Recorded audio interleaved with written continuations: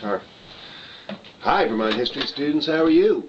And this is the video for Unit 6, and I'm just getting it up on Wednesday, and so, but right on time.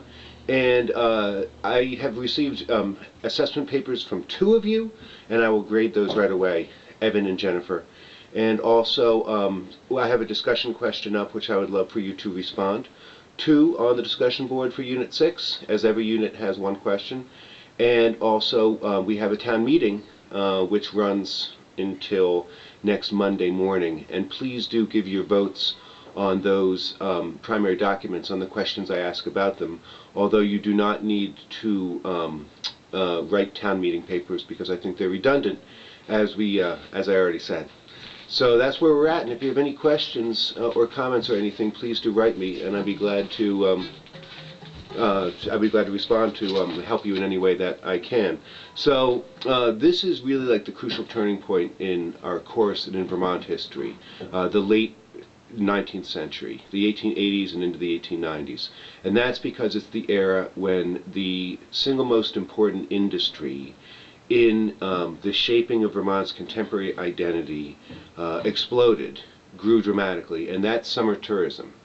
And before the 1890s, Vermont had some tourism, it had some hotels, it had very little compared to places that were more scenic and dramatic, the sublime that people looked for, like the Hudson River Valley. Vermont's very pastoral, but as you get into the progressive era, with things having to do with disenchantment by middle-class people in cities and all that, the pastoral landscape started to become very attractive, and Vermont started to become a destination for an enormous number of people who bought Vermont farms as summer homes, or who just came for a shorter amount of time. And the reason why tourism is so incredibly important, and I hopefully explained this well in the notes, but it's just on a simple basis. The worst thing about Vermont for downhillers up to the 1890s was the fact that it was so backward, that so many people had left and there were abandoned farms everywhere, and Vermont's landscape was bleak and dark and all that. And then it turns out when tourists start coming in great numbers, in 1894, the State Board of Agriculture did a study and found out that tourism was the 2nd largest industry in the whole state, after dairying. When downhillers discover that tourism is so huge and important to the state, then Vermont's backwardness goes from being the worst thing about it to the best thing about it.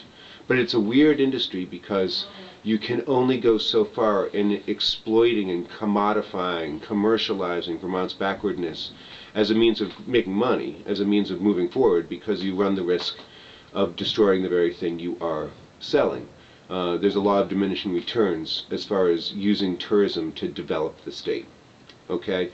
And so the thing is that it really kicks in the early 1890s, and historians knew this, and I knew this well, but I didn't know it very well, apparently, before I started to work on this project, the book that I'm writing. This unit has 4 sections, and 2 of them, the first and third, are on my book topic, and it's not being self-indulgent on my part. I really, I'm very interested in what you have to say about it, and I really want to try to make stuff new, and integrate what I'm doing into the course.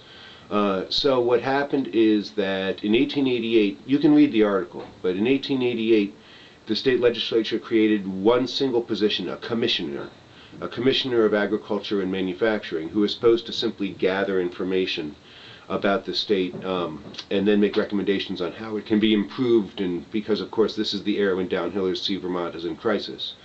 It fell to Alonzo Valentine, who owned an underwear factory in Bennington. He sent out questionnaires when he took over in 1889, but no one responded to them pretty much. He didn't get much results back, but apparently by then, right after spring of '89, when he took over being commissioner, he'd already set out his mind on a plan to reverse Vermont's decline by introducing Swedes. So you can read the article by funding the immigration of Swedes to Vermont farms. You can read the article. The thing that's not in the article is that I'm not sure whether Valentine was crazy because it's a stupid idea on its face, or he was a complete genius. Because during the time, what he did was come up with this crazy gimmick I'm going to reverse Vermont's decline by importing, impoverished lumberjacks from Sweden. But there's this enormous amount of publicity about it nationwide, and the message that got out was Vermont farms are cheap. Vermont farms can be had really cheap. Even a sort of standard middle-class family can afford to buy an abandoned, deserted Vermont farm. They weren't abandoned farms, they were farms for sale, but he called them abandoned. He was a genius, maybe. And then, so, while he was doing that, spreading national interest in Vermont with this gimmicky plan, inside the state, he built up this network of people, contacts in towns across the state, to whom he could send these inquiries he was receiving from American families about buying summer homes. And so he put the whole system in place in about a year and a half, which is really cool. And it's kind of exclusive of the Swedes. He publicized the state's availability of the state farms for summer tourists, and he set up a network of people who could sell those farms. Genius. Now, the second section is on the industrial history of the state, and it's really important, but I just want you to appreciate that Vermont is not sheltered from the discontinuities and the dangers and the problems of the rest of America in the area of the Gilded Age, the era when America's streets ran with blood, Homestead and all of those horrible things, the rise of the Knights of Labor and all of that. Vermont had that too. The Knights of Labor organized particularly in Rutland. Vermont had the Worcestershire War in 1883. It had child labor, it had poverty, it had factory, mills. I mean, Vermont had all of the worst consequences of industrialization. And the cool thing about that is when tourism kicks in big, then it's going to be kind of problematic unless you ignore it and pretend that Vermont is totally a pristine wonderland of pastoral greatness and not a place where people are laboring in factories for pennies. And children are working in factories for pennies. So anyway, so there's the industrial history, and that's just mean to alert you. There's a big change coming in Vermont, and don't buy the idea that Vermont was simply no more than some sort of scenic wonderland of resplendent beauty. So the Swedes arrived at Section 3. 55 came in April of 1890. They came over. I have the ship manifest. They arrived in Philadelphia on the British Princess. I know. They were divided into 3 colonies. One went to Landgrove, Vermont. One went to Worcestershire. That one broke up right away. And then one went to Wilmington. And I don't know a whole lot about who the people in Wilmington were. I'm studying the Weston, but they were sent to Weston, but they ended up in the next town over, Landgrove, working in lumber mills on top of Mount Tabor. But the Wilmington one, and they settled in, and then so the point is actually we're going to follow the story of the Swedish families, because what happens to the Swedes and their descendants is representative, is illustrative of what happens to the process that Vermont experiences in the 20th century, its evolution. Their experiences really illustrate what it was like for common people. And there's a lot of really cool, interesting people and really cool stories built into that. Take my word for it. So there they are settled, though, into Weston and Wilmington. And Wilmington, the fourth and last section of this unit, is about how Wilmington had big boosters and civic leaders who really wanted to reverse the state. That's why they got one of those Swedish colonies. It was a big deal, but they quickly, because the program was discontinued in 1890, in the fall of 1890, the state legislature was like, how much money did you spend to get us 60 impoverished Swedes? They discontinued the program right away. But the people in Wilmington were really excited because a railroad line had just been built to it. And this meant that it was open for summer tourism, and there was this old pond that was called Ray's Pond in Wilmington.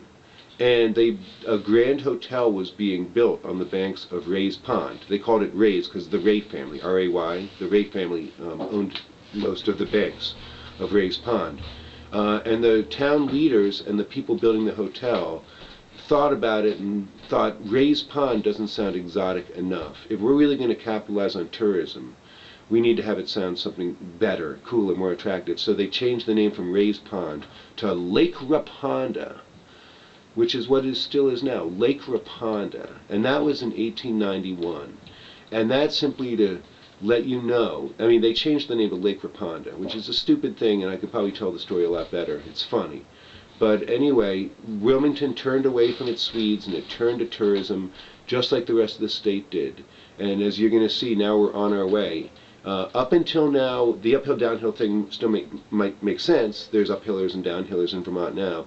But it's very blurry and grainy. It's hard to really understand, have it come into focus, what Vermont downhillers and uphillers today are like, and what the state's like, and what its identity is like. It's hard to know until tourism kicks in. When summer tourism kicks in the 1890s, things are going to start to make a lot of sense for you. Okay?